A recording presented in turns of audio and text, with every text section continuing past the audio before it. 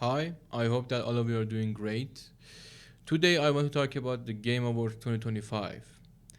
The event itself, in my opinion, was a great show. I think the show overall was better than previous year. And I think every year the show is getting better, which is great because sometimes these shows continue to get worse. But this time I'm happy to announce, at least in my opinion, I think the show overall was a great show.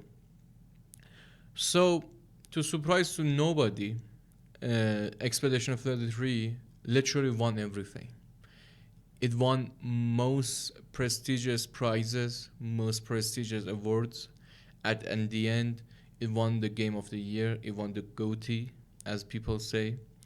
And I think it deserved it. I think Expedition 33 winning the Game of the Year was a great sign to companies like Ubisoft and EA and some other big companies that you can make a great game and not having 2,000 people working on it or spending millions upon millions of dollars, sometimes hundreds of millions of dollars to make a video game. You can make a good game and let the players themselves be the marketing for your game. Because, for example, even me, before Expedition came out, I didn't know that this game existed.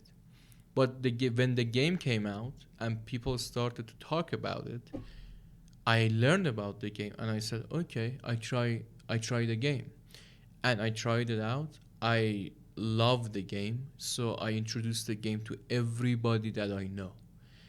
So if you make a good game, the people themselves become your marketing strategy. You don't need millions upon millions to market your game, which was great. I think nobody was surprised that Expedition won literally everything. But about the games that got introduced that it was interesting to me, the first one was the Star Wars Fate of the Old Republic.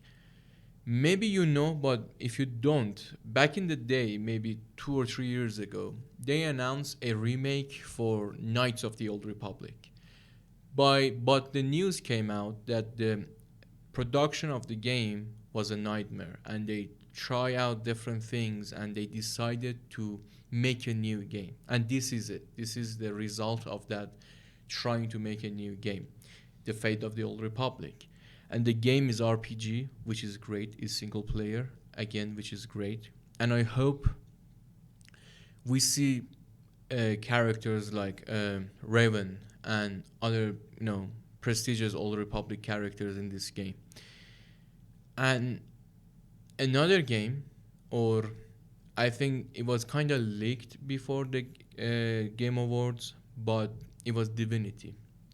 If you remember, maybe 1 or 2 weeks before the Game Awards, Jeff Keighley, the person who produced the Game Awards, liked a post in Twitter or X right now about some statues in desert. Those statues turned out to be the Divinity, a new game from Larian Studios, the studio who made Baldur's Gate 3. And I'm gonna say it, I'm happy that is Divinity.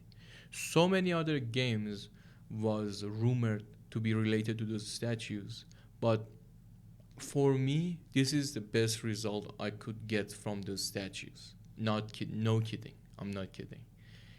And the trailer for the game was amazing. It was dark, and I love dark fantasy games. If you don't know already, I love games like Witcher. I like games like Divinity or even Baldur's Gate. But one thing that is could be a surprise is that it's not original sin. It's not Divinity original sin. It's Divinity, which could mean the game is not a CRPG or turn-based game. It could be an action game. But I hope Larian sticks to their strong point, which is being turn-based game, because I think the systems they made for Baldur's Gate 3 is amazing, and it would be a waste if you don't use it anymore.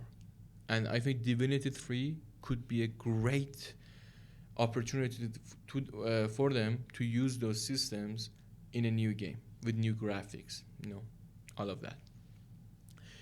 But talking about good stuff, let's talk about the one weakness of the show. In my opinion, it was the biggest weakness of the show, and that is keeping High Guard a multiplayer, I think, hero shooter game for the last surprise. I think it's kind of known that the people who watch Game Awards, most of them, are people who don't play multiplayer games that much. Not that they don't play it, but they are mostly playing games like Expedition, games like KCD2, games like Death Stranding. You get the idea, right?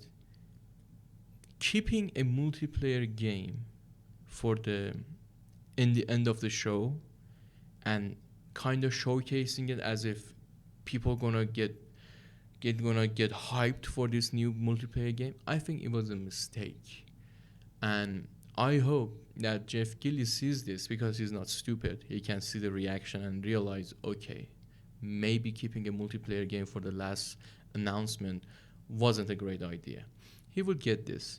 And I hope that from now on, if you don't have anything big, they don't hype us like what they did with High Guard. Because a image of High Guard that before showing us a trailer, it looked exactly like Elder Scrolls 6. And I was like, there is no way, but why this looks like Elder Scrolls? And it kind of, deceived us, in my opinion. But overall, show was great.